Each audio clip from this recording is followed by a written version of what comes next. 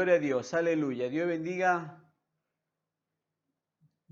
a los hermanos en esta noche que estamos presentes. Gloria a Dios, ahí creo que está, ¿verdad? Gloria a Dios. Dios bendiga a los hermanos que estamos presentes, conectados a través de las 3 redes, que es el Zoom, para los hermanos de la iglesia, que se siguen conectando, los hermanos que me han de ver de aquí a mañana o pasado, que estoy subiendo en el YouTube este mensaje, y los hermanos con los que nos estamos conectando, que son muchos de los que nos siguen igualmente por el YouTube, o hermanos de la iglesia que de pronto están por el Facebook Live para apoyar con el número de las resoluciones, de las reproducciones, ¿no? Hermano, vamos a hablar de un tema muy importante, se llama las profecías y los juicios de Dios. Esto a propósito, por cierto, a propósito de que hay 2 profecías que están dando vueltas, están viralizándoselas. Vamos a ver ciertos principios bíblicos. Hablaré vagamente de lo que hablan estas profecías. Esto no es como la vez pasada o hace tiempo. Los hermanos que por cierto nos siguen en YouTube, o les invito a los que nos siguen en el Facebook, pueden buscar mi página de Eduardo Aguilera y bajar, le van a salir bastante link, perdón, de los mensajes de YouTube. Yo hace tiempo, cuando empezamos lo de la pandemia, subí 3 mensajes cortos que se llamaba Descubriendo Falsos Espíritus, parte 1, parte 2 y parte 3, como las películas de Rambo, más o menos, ¿no? Porque eran así como las de Rambo, cierta ficción de que habían unos espíritus de muerte, que lo del pelito en la Biblia, lo de las cartas, lo de la guerra espiritual que iba a haber en el centro de la ciudad. Y ese tipo de cosas hicieron que llevemos ese mensaje para, a la luz de la palabra, desacreditar, hermano, como dice la Escritura, desacreditar, contender con los que estaban subiendo falsas profecías. Sin embargo, estas profecías que se han subido, hermanos, no las quiero desacreditar en principio ni en final. Simplemente vamos a exponer ciertos puntos que expusieron en las profecías y los pasos bíblicos para discernir. Porque una de las cosas que la palabra nos enseña, y vamos a ver que es muy importante, es que no menospreciemos las profecías, sino que las escudriñemos. Lo que pasa es que esa ocasión escudriñamos y nada tenía validez. Abramos nuestras Biblias en el libro de 2 de Pedro, capítulo 1, versos 19 al 21. Yo les doy lectura. Dice, 2 de Pedro, capítulo 1, versos 11 al 21. Tenemos también la palabra profética más segura, mejor dicho, la única, la cual hacéis bien en estar atentos como una antorcha que alumbra en lugar oscuro hasta que el día esclarezca y el lucero de la mañana salga en vuestros corazones. O sea, esta palabra profética que es la Biblia hay que tenerle mucha atención. Esta es la luz que echó las tinieblas que no pudieron prevalecer contra esta luz. Entendiendo primero esto, que ninguna profecía de la Escritura es de interpretación privada, porque nunca la profecía fue traída por voluntad humana, sino que los santos hombres de Dios, hablaron, pero siendo inspirados por el Espíritu Santo. Ahora entendamos lo que dice aquí la Escritura. Dice, ninguna interpretación es privada, pero si hay una interpretación, la bíblica, hermanos, amén. En otras palabras, que las profecías no son de desecharse. Vamos a 2 Tesalonicenses, capítulo 2. 2 Tesalonicenses, capítulo 2.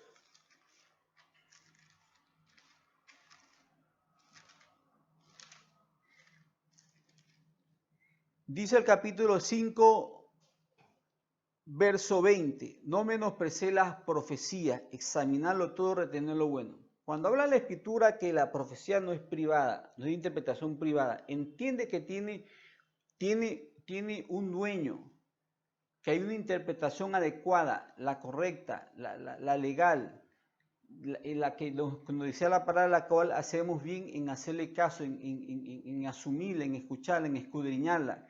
Esa es la palabra de Dios. Ahora, la palabra nos da los pasos para que a través de esta misma escritura podamos nosotros descifrar, interpretar, hermanos, discernir si lo que se está escribiendo, lo que se está hablando, lo que se está manifestando, lo que se está declarando es de Dios o no es de Dios, ¿no? Dice, por ejemplo, es más, estos libros de Tesalonicenses, de la primera y segunda carta, habla de 2 eventos que estamos esperando en la iglesia. En la primera carta de Tesalonicenses, en el capítulo 4, verso 13, y continúa hasta el 5, verso 1 al verso 11, habla acerca de la resurrección de los muertos, que serán levantados, y luego nosotros junto con ellos seremos tomados y alzados al cielo. Es una profecía bíblica, hermanos. Amén. Ahora,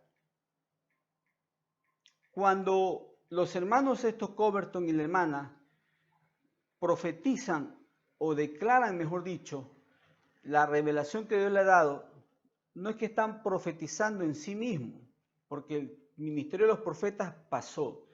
Lo que hay es el don profético.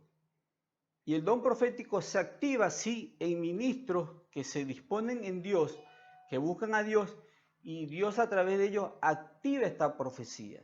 Yo esto le conozco, yo le he puesto una denominación muy personal como activación profética o pronóstico profético. Ya lo voy a explicar por qué le refiero como pronóstico profético, ¿no? En la segunda carta de Tesalonicenses, asimismo, la primera habla de la resurrección de los muertos y el rapto. En la segunda carta hay otra profecía que habla acerca de el advenimiento del anticristo, el hombre de pecado, que se sentará en el trono de Dios, se hará pasar por Dios, pero que hay algo que lo detiene. Y justamente se une con la primera carta que habla que justo la iglesia lo detiene y cuando la iglesia sea alzada o levantada en el rapto, se manifestará. Es una activación profética. ¿Ya? Es una profecía que estamos pendientes del cumplimiento. No tanto el advenimiento del anticristo porque no nos interesa, sino el rapto de la iglesia, hermanos. Amén. 1 Corintios 14:3 dice que las profecías están puestas para edificación, para exhortación y consolación. Miren, vamos viendo dos principios. Uno dice, no menospreciar las profecías, sino examinar y retener lo bueno. Dice también que no es interpretación privada, pero hay una interpretación que es la palabra. Ahora, acá dice que las profecías están puestas para edificación, exhortación y consolación. Ahora, no nos quedemos en esos tres términos, desglosémonos. Edificación entendamos como santificación, o sea, las profecías están para edificar, para santificar, para instruir, para purificar. Amén. Cuando leemos exhortación, entendamos como exhortación, como reprensión, como llamada de atención, como advertencia. Y cuando leemos, por ejemplo, la palabra consolación, consolación, restauración, restitución. O sea, las profecías abarcan esta intención de parte de Dios. O sea, que Dios quiere en sus profecías intencionalmente que seamos edificados, santificados, instruidos, guiados, exhortados, reprendidos, prevenidos, consolados, restaurados, restituidos. Todo eso abarca las profecías. O sea que cualquier profecía que sea expuesta o cualquier activación profética o cualquier pronóstico profético tiene que conllevar estos tres principios, hermanos. Amén. Que por cierto van a causar en todos los que los escuchemos diferente tipo de manifestación emocional, emotiva, sensorial, afectiva, en unos temores, en unos miedos, porque por ejemplo, si habla de exhortación o de reprensión, es porque alguien está mal, le va a causar temor o miedo, o le va a causar remordimiento y le va a causar un redarguir. El que está bien, por ejemplo, le va a causar consuelo. Oh, viene pronto Cristo, gracias a Dios, como cuando Juan dijo, Jesús dijo, ciertamente vengo en breve, y Juan dijo, sí, Señor, ven pronto. Y el que espera a Dios también es edificado con este consuelo y esta promesa. O sea, las actitudes, las reacciones son diferentes, depende del estado espiritual de la persona. Ahora, eso no desatina, no desestima si la profecía es buena o mala. Ya vamos a seguir viendo cómo probamos qué profecía o qué activación profética o qué pronóstico profético es de parte de Dios. Juan 4:1 dice lo siguiente, 1 Juan, probad los espíritus si son de Dios. Una de las cosas que tenemos que entender, hermanos, es que nosotros nos movemos en un mundo, a pesar de que somos personas naturales, carnales, nos movemos en un mundo espiritual. Amén. Es más, aquí lanzo un concepto personal, no una doctrina, un concepto personal. Yo no estoy muy de acuerdo con el término sobrenatural. Explico por qué. Nosotros estamos en un plano natural. Somos naturales, somos carne. El segundo cielo es sobrenatural, donde están las esferas demoníacas, donde operan las regiones celestes, donde operan las potestades y gobiernos demoníacos. Y está el tercer cielo, donde está lo espiritual, o sea, lo supranatural, algo que es más que sobrenatural. Amén, hermano. Entonces, entendamos que si hay este tipo de manifestación espiritual, el diablo también tiene sus revelaciones. Tenemos que probar si estos espíritus provienen de lo sobrenatural, del diablo, de la segunda esfera espiritual, o de lo espiritual, que es lo máximo, que es el tercer cielo, que es lo supranatural, lo superespiritual, por decirlo así. Ahora, ¿cómo entendemos nosotros o cómo nosotros podemos probar los espíritus si son de Dios?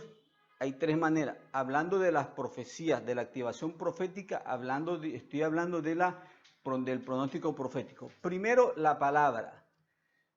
Toda activación profética, toda manifestación de la palabra que ya está escrita, de la profecía, todo pronóstico profético tiene que estar avalado por la palabra. Si la palabra no lo avala, si la palabra no lo sustenta, eso no es de Dios. Yo tengo un dicho muy claro. Si no está en la Biblia, no es doctrina, es apostasía. Si una revelación de esta, si un espíritu de ciencia, si una palabra de ciencia, si un espíritu de revelación, me dice algo contrario a la palabra, ya sé que es del diablo, no es de Dios. Amén. Por ejemplo, vamos a estudiar proféticamente. Abramos Lucas capítulo 21. Lucas capítulo 21, que es algo que nos atañe a estos tiempos. Dice, por ejemplo, en Lucas 21, 22, dice, porque estos son días de retribución para que se cumplan todas las cosas que están escritas. Si alguien me dice a mí, por ejemplo, Dios manda a decir esto porque es pago del justo juicio de Dios. La Biblia aquí me dice, porque estos son días de retribución para que se cumplan todas las cosas que están escritas. O sea, por ahí va algo que me va avalando, algo que va certificando, algo que está confirmando, algo que está haciendo valer, valorizando esta palabra que se está dando, ¿no? Porque son días de retribución. Otro ejemplo que pongo, el verso 9 dice, por ejemplo, y cuando oigáis de guerras y de sediciones, o sea, dice que cuando veamos, escuchemos, Jesús utiliza un término muy, muchas veces aquí en las escrituras, en las profecías de Mateo, de Marcos y de Lucas, en los tres paralelos, en los evangelios sinópticos. Mirad, estad atentos cuando oigáis. Dice, y cuando oigáis de rumores de guerra y de sediciones. Y esto me hace acordar de algo, la profecía de este varón Copperfield, que habla acerca de que va a haber una especie de guerra civil en Estados Unidos, ¿no? La Biblia habla de sediciones, las sediciones son guerras civiles, hermanos. No nos sorprenda que en Estados Unidos, en Ecuador, en cualquier parte del mundo se manifiesten guerras civiles. Mire lo que esta pandemia trajo. Y la Biblia habla de plagas por siempre. Esto no es algo ilusorio, no es un sueño, es una plaga que hay, que si la mandó el diablo, que si la mandó Dios, que si la creó el hombre, está presente. Y eso nos ha traído consecuencias económicas y políticas, que va a ser o puede desencadenar en malestares sociales que pueden crear justamente convulsiones sociales internas en un país, sediciones, guerrillas, huelgas, tiroteos. Es más, yo les digo algo, hermano, y les adelanto de una vez, y soy responsable de lo que digo o esclavo de lo que callo. Yo estoy, y he anunciado algunas veces en los mensajes que he subido que se llaman ¿qué fragancia tiene tu alabastro? La otra es de qué embajadores de qué reino somos, y el último que es siervos o hechiceros, olor fragante, olor fétido, donde estoy manifestando que pronto subo una revelación, una activación profética, por decirlo así, que Dios me dio acerca del estado político de nuestro país, y que esto va a desencadenar posiblemente hasta en sangre.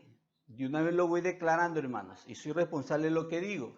Eso pronto lo voy a subir, hermano, porque la Biblia habla de sediciones. Hermano, va a haber muchas convulsiones. El año pasado, en octubre, hubieron muchas convulsiones. Bueno, sigamos. 29 al 33 dice, también le digo esta parábola. Mirad la higuera y todos los árboles, cuando ya brotan, viéndolos sabéis que vosotros mismos que el verano está cerca. Así también vosotros cuando veáis estas cosas sabéis que de cerca está el reino de Dios. A esto es lo que él dice un pronóstico profético. Cuando usted sale a la calle y ve una nube que viene de lejos, está pronosticando va a llover o va a hacer sol.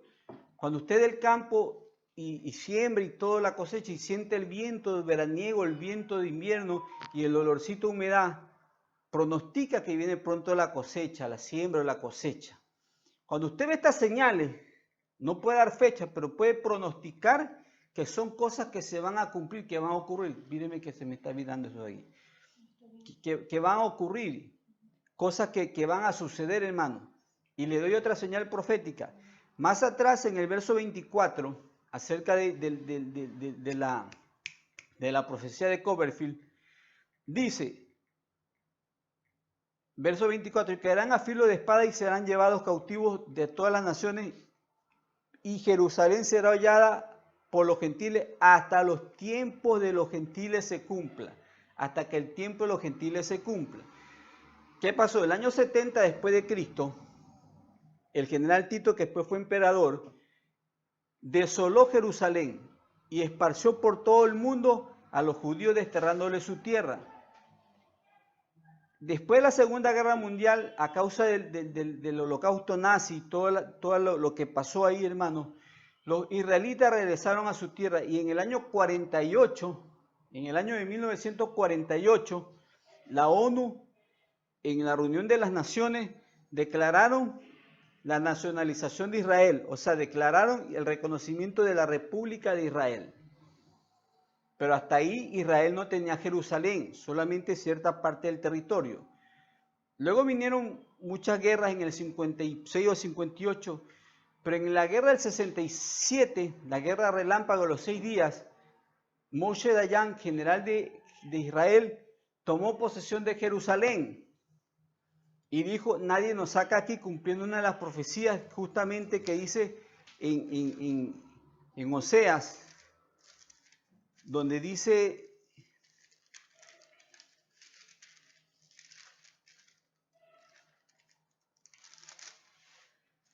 perdón, en Amoses, disculpen hermano, donde dice, pues los plantaré sobre su tierra y nunca más serán arrancados de su tierra que yo le había dicho que iba a Dios tuyo. Se seguía cumpliendo, pero aún Jerusalén no era reconocido como capital de Israel, sino Tel Aviv por cuestiones políticas. Pero ¿qué pasó el año pasado? Donald Trump, como potencia aún Estados Unidos, puso su embajada en Jerusalén y otros países. O sea, el tiempo de los gentiles se está acabando. Son cumplimientos de la palabra. Y esto le está trayendo consecuencias a Estados Unidos. La pandemia, esta decisión, está trayendo problemas económicos, políticos y de hegemonía de Estados Unidos. Porque hay un asunto que tenemos que ver, hermanos. Estados Unidos no va a ser protagonista en el tiempo de la tribulación. Los protagonistas son Gog y Magog, que viene a ser la Rusia actual, los reyes de Oriente, que son los chinos y los países orientales, el anticristo y la confederación del imperio nuevo romano resucitado, y por cierto Israel. Estados Unidos no tendrá nada que ver, y justamente todo se está orillando a eso, hermanos. Amén. Ya vamos a explicar eso, por qué le hablaba de pronósticos proféticos, hermanos. Amén. Cuando veis estas cosas, sabéis que el tiempo se acerca, dice la palabra, hermanos. Amén. A esto yo le llamo, ¿por qué pronóstico profético? Porque la activación profética, hermanos, son pronósticos proféticos basados en los cumplimientos históricos. Históricamente se está cumpliendo esto. Primero, segundo.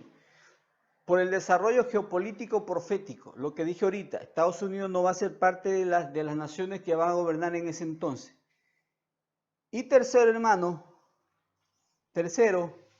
por los descubrimientos y las declaraciones científicas. ¿Qué dicen las señales? Terremotos. Mire que hay una señal aquí que llama la atención justamente en Lucas 21:25, donde dice habrá señales en el sol.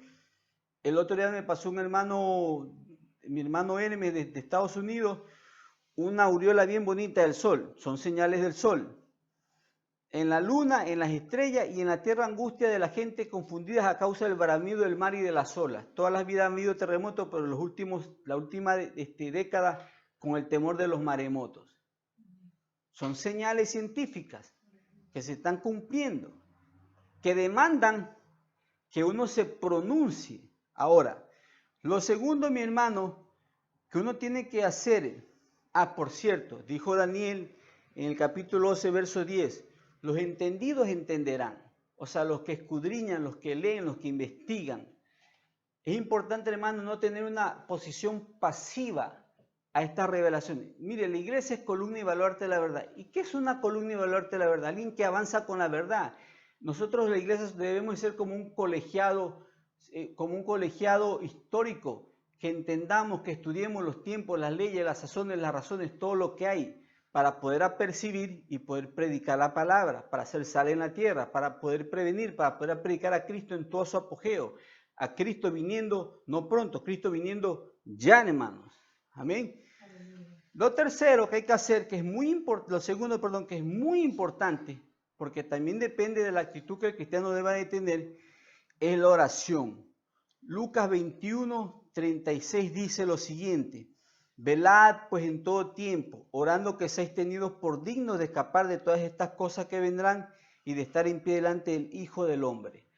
Los cristianos tenemos que orar, no tener un espíritu de paranoia, no escandalizarnos, no turbarnos. Más bien la palabra dice, erguíos y levantaos por vuestra cabeza porque vuestra redención está cerca, hermanos. Pero hay que orar. Hay que orar también por si acaso hay gente que está mal. También dice el verso 34, mirad también por vosotros mismos que vuestros corazones no se carguen de glotonería, embriaguez y de los afanes de esta vida y vengan de repente sobre vosotros aquel día. Como dice la palabra, que en aquellos días estarán como en el tiempo de Noé, de Sodoma y Gomorra, celebrando, festejando. No pasa nada, hermanos. Mire, hay una lección que tomar en esto de acá. Dice el dicho, guerra avisada no mata gente. Vuelta digo algo, no avalo lo que está pasando, simplemente estoy interpretando a la luz de la palabra. Porque estas cosas se van a cumplir. De parte de quien venga se van a cumplir porque la escritura se tiene que cumplir, como dice aquí, para que se cumpliese lo que está escrito. Cuando empezó la pandemia, la gente estaba devota de Dios, buscando a Dios en oración, buscando a Dios en súplica, compartiendo palabras. Usted veía el WhatsApp y se viralizaba de predicaciones, de palabras, de versículos. Hasta el diablo mandaba versículos bíblicos para calmar los ánimos, para esperanzarse, para arraigarse de una fe, de una esperanza. Eso me hace acordar un episodio que está en el libro de Samuel, 2 Samuel, no le voy a hacer abrir ella, estoy buscando otro verso. Cuando el rey Saúl, por orden del profeta Samuel, se le mandó a que matase a un rey malo, ¿no? Y que matase al ganado y matase a la gente. ¿Qué pasa? Que ese rey malo, ese rey Saúl, no mató a ese rey malo, sino que mató a la gente y perdonó lo mejor del ganado. Perdonó lo mejor del ganado. Viene el profeta Samuel y le llama la atención. Y mientras discutían, el rey malo, el rey de Amalek, estaba escondido y como demoraban, ese dijo, ya pasó la amargura y la muerte, no va a pasar nada, se sintió contento. Es como cuando un alumno, el papá va a ver las calificaciones y están mal y pasan las horas y no le hace nada y dice, no, ya pasó, no me va a pasar nada. Pero resulta que vino el profeta y lo zanjó, lo mató. Una doctora amiga mía, hermana en la fe, me enseña que hay un proceso antes de la muerte que se le llama el alivio de la muerte, algo así, que hay personas, la antesala de la muerte, que hay personas que antes de morir se sienten bien, tienen una reactivación positiva y la gente piensa, no le va a pasar nada, pero de pronto se mueren. Es lo que está pasando. Ya la gente se olvidó de poner los versículos bíblicos. Ahora la gente lo que comparte en las redes sociales es la cervecita como te extrañaba, que te acuerdas cuando nos íbamos de farra con los amigos, hasta celebran a los difuntos amigos que se han muerto, que como te extraño, compadre, te estuviéramos ahorita aquí tomando. La gente se olvidó de eso. Dice 2 Corintios capítulo 7, verso 10 en adelante. Porque la tristeza que según Dios produce arrepentimiento para salvación, de que no hay de qué arrepentirse, pero la tristeza del mundo produce muerte. O sea, es un vago arrepentimiento, es un remordimiento. El remordimiento es simplemente temor al castigo. El arrepentimiento es dolor de haber hecho lo malo. Porque aquí esto mismo de que haya sido contristado según Dios, ¿qué solicitud produjo en vosotros? ¿Qué defensa? ¿Qué indignación? ¿Qué temor? ¿Qué ardiente afecto? ¿Qué celo? ¿Qué vindicación? En todos habéis mostrado limpios en este asunto. ¿Qué significa esto? Repito vuelta. El que tiene remordimiento o falso arrepentimiento solo le da miedo por el castigo, pero cuando pasa el castigo o el temor, vuelve a lo mismo. El que tiene verdadero arrepentimiento tiene dolor de haber pecado, haber faltado y tiene un arrepentimiento verdadero, genuino, que muestra cambios. Por eso es importante la oración. Para los pastores, para los ministros, Hechos 20, versos 28 y 29. Por tanto, mirad por vosotros y por todo el rebaño en que el Espíritu Santo os ha puesto por obispos para apacentar la iglesia del Señor, la cual él ganó por su propia sangre. Porque yo sé que después de mi partida entrarán en medio de vosotros lobos rapaces que no perdonarán el rebaño, y de vosotros mismos se levantarán hombres que hablen cosas perversas para arrastrar tras sí a sus discípulos. Pastores, estad apercibidos. Vuelta digo, este tipo de manifestaciones proféticas, primero por el temor a la palabra, no tenemos que ser presuntuosos y decir, no, eso no vale. Dice, no menospreciéis las profecías, escudriñarlas. Pero segundo también dice, probar los espíritus, o sea, sé diligente en ver por el estado de tus ovejas, sé diligente en informarte. Como dijo Daniel, los entendidos entenderán. No seamos vagos espiritualmente, no dejemos las cosas y no tengamos una actitud pasiva. Porque aquí viene lo tercero, la postura y la actitud que el cristiano debe de tener. Lucas 21, 28 dice lo siguiente.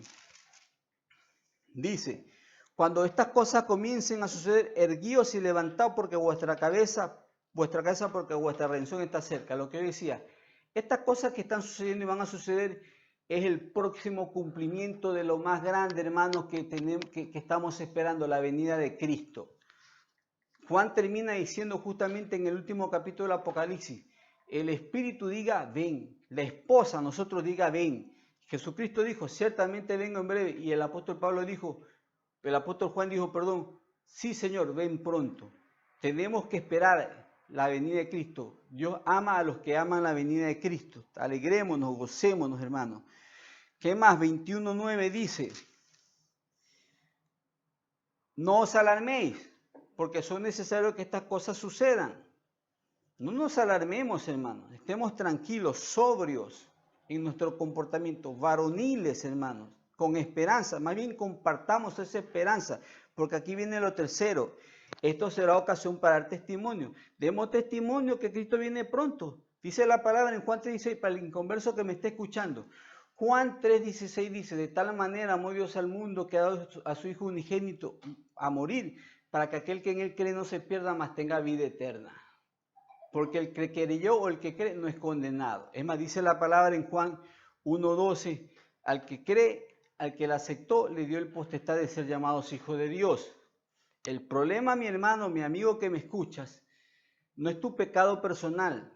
Tú puedes ser lo que sea, porque para eso hay una solución, Cristo. El asunto es que si no crees en Cristo, o sea, no crees en el perdón de tus pecados, no reconoces tu pecado, el que no creyó, dice la palabra a continuación de Juan 3:16, 17 y 18, ya ha sido condenado, porque prefirió más las tinieblas que la luz. ¿Qué estoy haciendo? Oportunidad de dar testimonio. Estos eventos son un reloj profético del cumplimiento de la palabra de Dios. Y yo como cristiano tengo que aprovechar y predicar la palabra, no para atemorizar, es para dar esperanza. Ahora, que en algunos cause temor porque depende de la condición espiritual de la persona. ¿Qué más nos aconseja la palabra? 21:13 dice, 21:19. Con vuestra paciencia ganaréis vuestras almas. Estemos pacientes, tranquilos, sobrios, como dije. Prevenidos, eso sí. Hermano, no es malo estar prevenido tampoco. Eso no es un síntoma de alarma.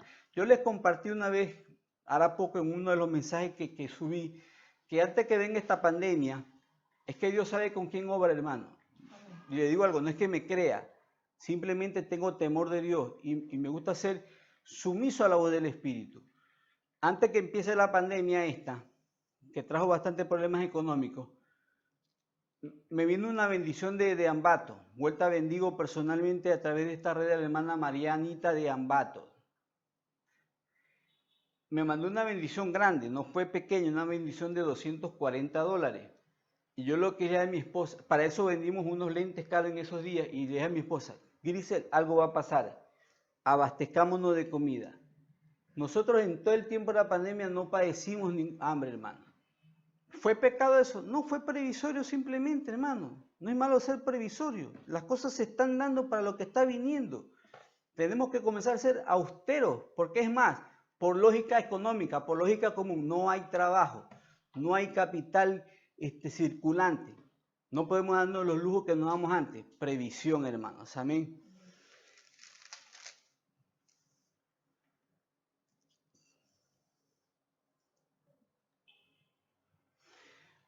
Y lo último, hermano, para terminar.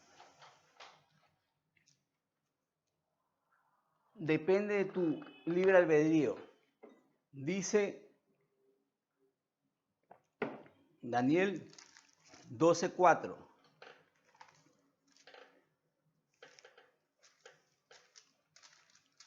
Daniel 12:4. Dice,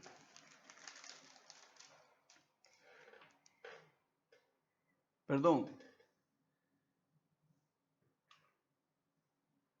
Sí, Daniel 12:4. 12:10, perdón. Muchos serán limpios, emblanquecidos y purificados.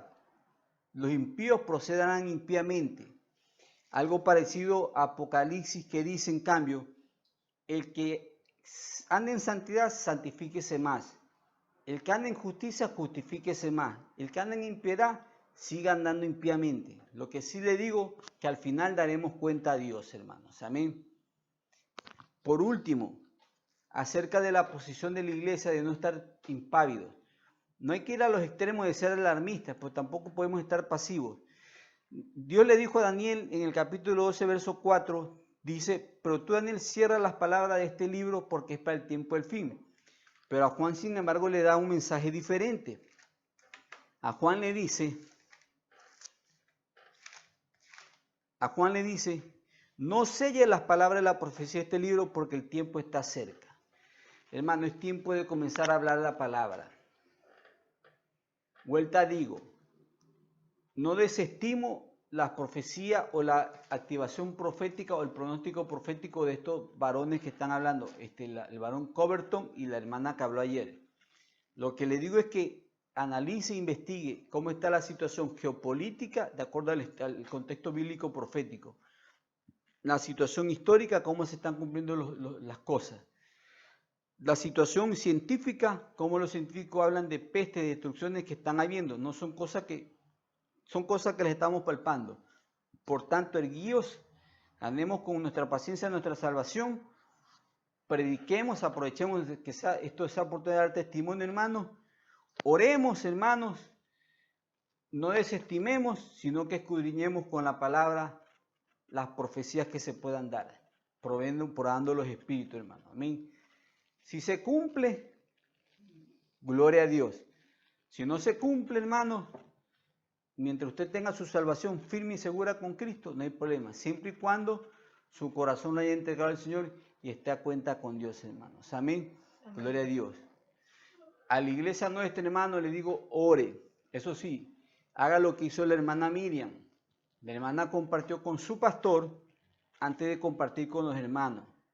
Hermanos de las iglesias, compartan con sus pastores. Ellos son los atalayas. Ellos son los ángeles de la iglesia.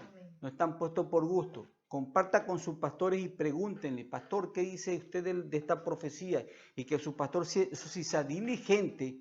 Pastores, tienen que ser diligentes. En el nombre del Señor los conmino a ser diligentes en escudriñar. Porque solo los entendidos entenderán. O sea, los que leen la palabra, los que oran y los que ven las señales que están viniendo, hermanos. Amén. Y por último, si nadie hace caso a las cosas que están pasando, escapa por tu vida, porque Cristo viene pronto y viene por ti. Recuerda que hay dos parábolas que también las subí. La de las vírgenes, sensata e insensata, o sea, aquellos que se purificaron, y también la de los dones y talentos, los que trabajaron su talento y los que no quisieron trabajarlo. Hermano, Dios me guarde y es mejor que pongamos a trabajar nuestro talento. Con esto nos despedimos del enlace del Facebook. Dios me lo bendiga, hermano. Por cierto, me pueden buscar como Edgar Aguilera y verán todos los links de los mensajes que tengo en YouTube. Hermanos en YouTube, bendiciones acá.